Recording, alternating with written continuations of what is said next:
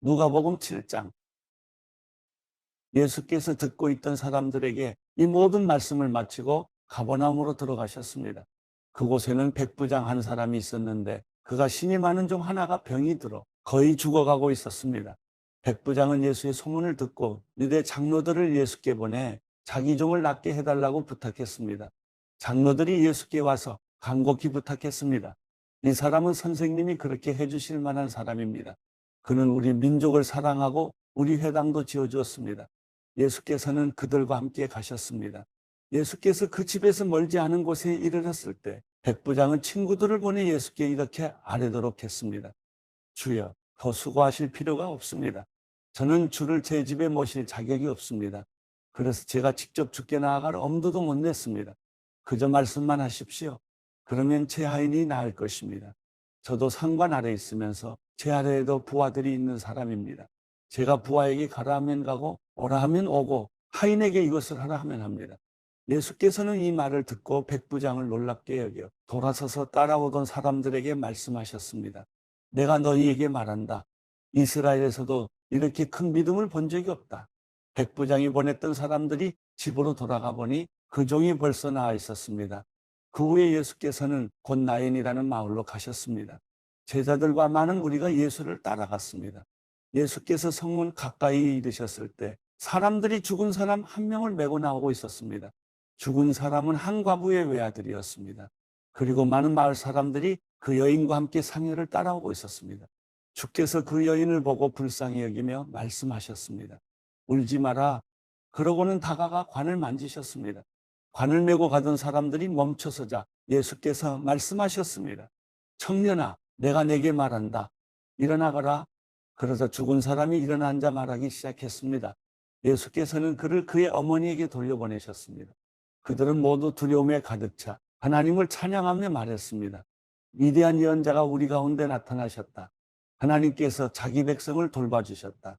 예수에 대한 이 이야기가 온 유대와 그 주변 지역에 널리 퍼져나갔습니다. 요한의 제자들이 모든 소식을 요한에게 알렸습니다.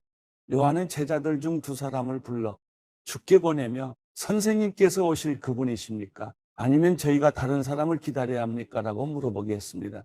그 사람들이 예수께 와서 말했습니다. 세례자 요한이 저희를 보내 물어보라고 했습니다. 선생님께서 오실 그분이십니까? 아니면 저희가 다른 사람을 기다려야 합니까? 바로 그때 예수께서 질병과 고통과 악한 영들에게 시달리는 사람들을 많이 고쳐주시고 보지 못하는 많은 사람들도 볼 수 있게 해주셨습니다. 예수께서 요한이 보낸 사람들에게 대답하셨습니다. 돌아가서 너희가 여기서 보고 들은 것을 요한에게 전하라. 보지 못하는 사람이 다시 보고 다리를 저는 사람이 걷고 나병 환자가 깨끗해지며 듣지 못하는 사람이 듣고 죽은 사람이 살아나고 가난한 사람들에게 복음이 전파된다고 하라. 나로 인해 걸려 넘어지지 않는 사람은 복이 있다. 요한이 보낸 사람들이 떠나자 예수께서는 사람들에게 요한에 대해 말씀을 시작하셨습니다. 너희가 무엇을 보려고 광야에 나갔느냐? 바람에 흔들리는 갈대냐? 그렇지 않으면 무엇을 보려고 나갔느냐? 좋은 옷을 입은 사람이냐? 아니다. 화려한 옷을 입고 사치에 빠져 사는 사람은 왕궁에 있다. 그러면 무엇을 보려고 나갔느냐? 예언자냐? 그렇다. 내가 너희에게 말한다. 요한은 예언자보다 더 위대한 인물이다. 이 사람에 대해 성경에 이렇게 기록됐다. 보라, 내가 내 앞에 내 사자를 보낸다. 그가 내 길을 내 앞서 준비할 것이다. 내가 너희에게 말한다. 여인에게서 난 사람 중에 요한보다 더 큰 사람은 없다. 그러나 하나님 나라에서는 가장 작은 사람이라도 요한보다 더 크다. 요한의 설교를 들은 사람들과 심지어는 세리들도 요한의 세례를 받았고 하나님이 의로우신 분임을 드러냈습니다. 그러나 바리새파 사람들과 율법학자들은 요한에게 세례를 받지 않았고 자기들을 향한 하나님의 계획을 물리쳤습니다. 그러니 이 세대 사람들을 무엇에 비교할 수 있을까? 그들은 무엇과 같을까? 그들은 시장에 앉아서 서로 부르며 이렇게 말하는 아이들과 같다. 우리가 너희를 위해 피리를 불어도 너희는 춤추지 않았고 우리가 애곡해도 너희는 울지 않았다. 세례자 요한이 와서 빵도 먹지 않고 포도주도 마시지 않자 너희는 저 사람이 귀신 들렸다라고 하며 인자가 와서 먹고 마시니 너희가 말하기를 보라 저 사람은 먹보에다 술꾼으로 세리와 죄인의 친구다라고 말한다. 그러나 지혜의 자녀들이 결국 지혜가 옳다는 것을 인증하는 겁니다. 한 바리새파 사람이 예수를 저녁 식사에 초대했습니다. 그래서 예수께서는 그 바리새파 사람의 집으로 들어가 식탁에 기대어 앉으셨습니다. 그 마을에 죄인인 한 여자가 있었는데 예수께서 그 바리새파 사람의 집에 계시다는 것을 알고는 향료가 든 옥합을 가지고 와 예수의 뒤로 그 발 곁에 서서 울며 눈물로 그분의 발을 적셨습니다. 그리고 자신의 머리카락으로 발을 닦고 그 발에 자신의 입을 맞추며 향유를 부었습니다. 예수를 초대한 바리새파 사람이 이 광경을 보고 속으로 말했습니다. 만약 이 사람이 예언자라면 자기를 만지는 저 여자가 누구며 어떤 여자인지 알았을 텐데 저 여자는 죄인이 아닌가? 예수께서 그에게 말씀하셨습니다. 시몬아, 내게 할 말이 있다. 그가 대답했습니다. 선생님, 말씀하십시오. 어떤 채권자에게 빚을 진 두 사람이 있었다. 한 사람은 500데나리온을 또 한 사람은 50데나리온을 빚졌다. 두 사람 다 빚 갚을 돈이 없어 채권자가 두 사람의 빚을 모두 없애주었다. 그러면 두 사람 정도가 그 채권자를 더 사랑하겠느냐? 시몬이 대답했습니다. 더 많은 빚을 면제받은 사람이라고 생각합니다. 예수께서 말씀하셨습니다. 내 판단이 옳다. 그러고 나서 예수께서는 그 여인을 돌아보고 시몬에게 말씀하셨습니다. 이 여인이 보이느냐? 내가 내 집에 들어왔을 때 너는 내게 발 씻을 물도 주지 않았다. 그러나 이 여인은 자신의 눈물로 내 발을 적시고 자신의 머리카락으로 닦아주었다. 너는 내게 입 맞추지 않았지만 이 여인은 내가 들어왔을 때부터 계속 내 발에 입 맞추고 있다. 너는 내 머리에 기름을 부어주지 않았지만 이 여인은 내 발에 향유를 부어주었다. 그러므로 내가 내게 말한다. 이 여인은 많은 죄를 용서받았다. 그것은 이 여인이 나를 많이 사랑했기 때문이다. 그러나 적게 용서받은 사람은 적게 사랑한다. 그러고 나서 예수께서 여인에게 말씀하셨습니다. 내 죄들이 용서받았다. 식탁에 함께 앉아있던 사람들이 수군거리기 시작했습니다. 이 사람이 도대체 누군데 죄까지도 용서한다는 것인가? 예수께서 여인에게 말씀하셨습니다. 내 믿음이 너를 구원했다. 평안히 가거라. 누가복음 8장. 그 후에 예수께서는 여러 마을과 고을을 두루 다니시며 하나님 나라의 복음을 선포하셨습니다. 12 제자들도 예수와 함께 동행했습니다. 악한 영과 질병으로부터 고침받은 여자들도 예수와 함께 했습니다. 이들은 7 귀신이 떠나간 막달라 마리아였고 헤롯의 청지기인 구사의 아내 요한나 또 수산나와 그 밖에 많은 여인들이었습니다. 이들은 자신들의 재산으로 예수의 일행을 섬겼습니다. 많은 무리가 모여들고 각 마을에서 사람들이 예수께로 나오니 예수께서 그들에게 비유를 통해 말씀하셨습니다. 씨 뿌리는 사람이 씨를 뿌리러 나갔다. 그가 씨를 뿌리자 그중 어떤 씨는 길가에 떨어져 사람들에게 밟히고 하늘의 새들에게 다 먹혀버렸다. 어떤 씨는 바위 위에 떨어졌는데 싹이 돋았지만 물기가 없어서 곧 시들어버리고 말았다. 어떤 씨는 가시덤불 속에 떨어졌는데 가시덤불이 함께 자라서 그 기운을 막아버렸다. 또 다른 씨는 좋은 땅에 떨어져 자라나 100배나 많은 열매를 맺었다. 예수께서 말씀을 마치고 큰 소리로 외치셨습니다. 들을 귀 있는 사람은 들으라. 제자들은 예수께 이 비유가 무엇을 뜻하는지 물었습니다. 예수께서 말씀하셨습니다. 너희에게는 하나님 나라의 비밀을 알게 해주었다. 그러나 내가 다른 사람들에게는 비유로 말했다. 이것은 그들이 보아도 보지 못하고 들어도 깨닫지 못하게 하려는 것이다. 비유의 뜻은 이와 같다. 씨는 하나님의 말씀이다. 길가에 떨어진 것은 하나님의 말씀을 들었으나 마귀가 와서 그 마음에서 말씀을 빼앗아가는 바람에 믿지 못하고 구원받지 못하는 사람들이다. 바위 위에 떨어진 것은 하나님의 말씀을 듣고 기쁘게 받아들이지만 뿌리가 없어 잠시 동안 믿다가 시련이 닥치면 곧 넘어지는 사람들이다. 가시밭에 떨어진 것은 하나님의 말씀을 들었으나 이 세상의 걱정과 부와 쾌락에 사로잡혀서 자라지 못하고 온전한 열매를 맺지 못하는 사람들이다. 그러나 좋은 땅에 떨어진 것은 착하고 좋은 마음으로 하나님의 말씀을 들은 뒤 그 말씀을 굳게 간직하고 인내해 좋은 열매를 맺는 사람들이다. 등불을 켜서 그릇으로 덮거나 침대 밑에 두는 사람은 아무도 없다. 오히려 등불은 들어오는 사람들이 볼 수 있도록 등잔대 위에 두는 것이다. 숨겨둔 것은 드러나고 감춰둔 것은 알려지게 마련이다. 그러므로 너희는 내 말을 조심해서 들으라. 가진 사람은 더 받고 가지지 못한 사람은 가진 줄로 생각하는 것조차 빼앗길 것이다. 예수의 어머니와 형제들이 예수께로 왔으나 많은 사람들 때문에 예수께 가까이 갈 수가 없었습니다.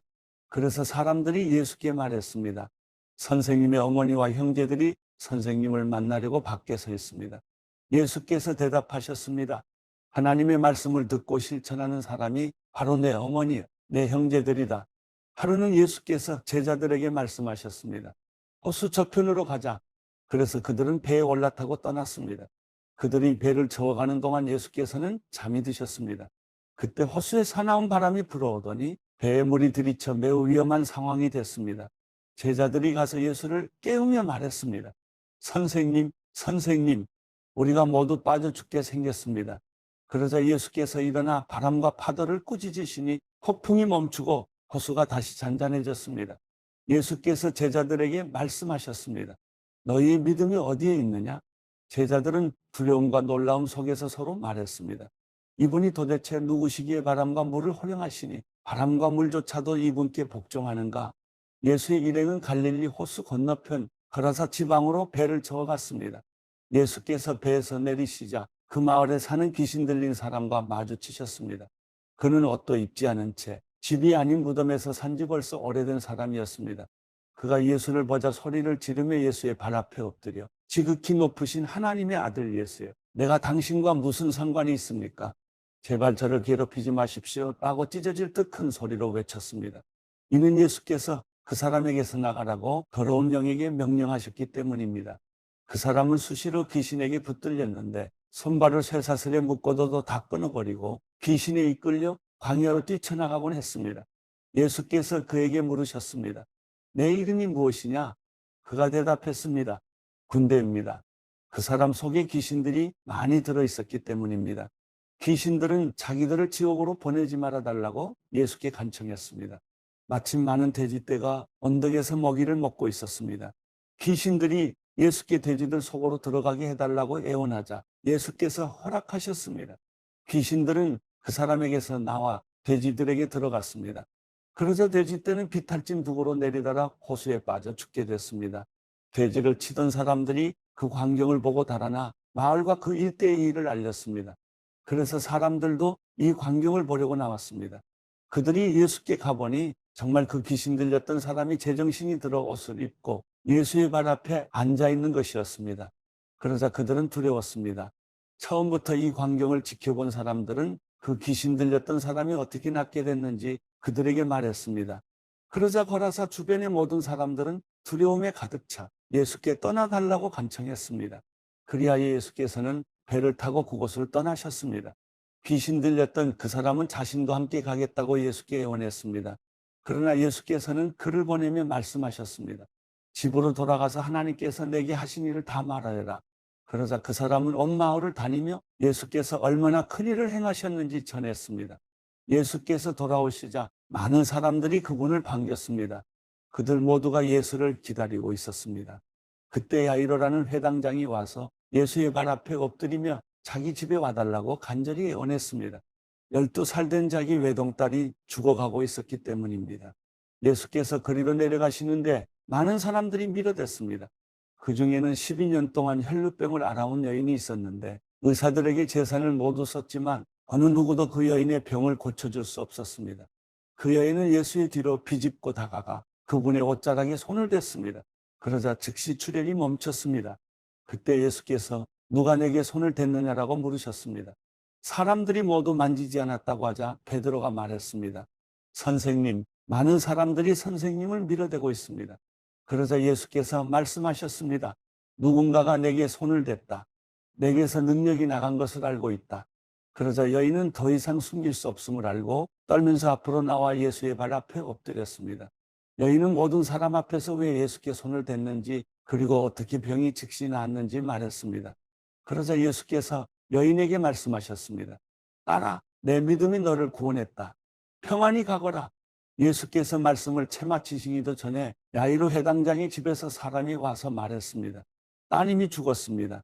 선생님께 더 폐를 끼치지 않는 것이 좋겠습니다. 이 말을 듣고 예수께서 그에게 말씀하셨습니다. 두려워하지 마라. 믿기만 하면 아이가 나을 것이다. 예수께서는 야이로의 집에 이르러 베드로와 요한과 야고보와 아이의 부모 외에는 아무도 들어오지 못하게 하셨습니다. 사람들은 모두 그 아이에 대해 도하며 크게 울고 있었습니다. 예수께서 말씀하셨습니다. 울지 마라. 이 아이는 죽은 것이 아니라 자고 있다. 그들은 아이가 죽은 것을 알기에 예수를 비웃었습니다. 그러나 예수께서 그 아이의 손을 잡고 말씀하셨습니다.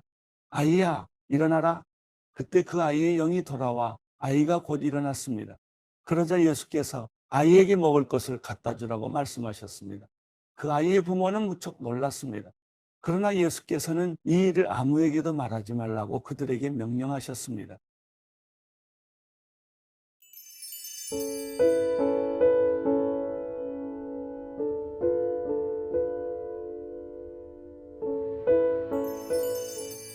시편 137편. 바벨론 강가에 앉아 우리가 시온을 기억하면서 울었습니다. 거기 버드나무 가지에 우리가 하프를 매달았습니다. 우리를 사로잡아 온 사람들이, 우리에게 노래를 시키고 우리를 고문하는 사람들이 기쁨의 노래를 부르라고 했기 때문입니다. 그들은 시온의 노래 가운데 하나를 부르라 하고 말했습니다. 우리가 어떻게 남의 땅에서 여호와의 노래를 부를 수 있겠습니까? 예루살렘아, 만약 내가 너를 잊는다면 내 오른손이 그 재주를 잃게 될 것이다. 내가 너를 기억하지 못한다면, 내가 예루살렘을 내 가장 큰 기쁨으로 여기지 않는다면 내 혀가 내 입천장에 붙어버릴 것이다. 여호와여, 예루살렘이 넘어지던 날에 에돔이 한 일을 기억하소서. 그들이 부르짖으며 무너뜨리라. 그 기초까지 다 무너뜨리라라고 했습니다. 멸망할 수밖에 없는 바벨론에 따라 내가 우리에게 한 대로 갚아주는 사람은 복이 있으리라. 내 어린아이들을 잡아다가 바위에 메어치는 사람은 복이 있으리라.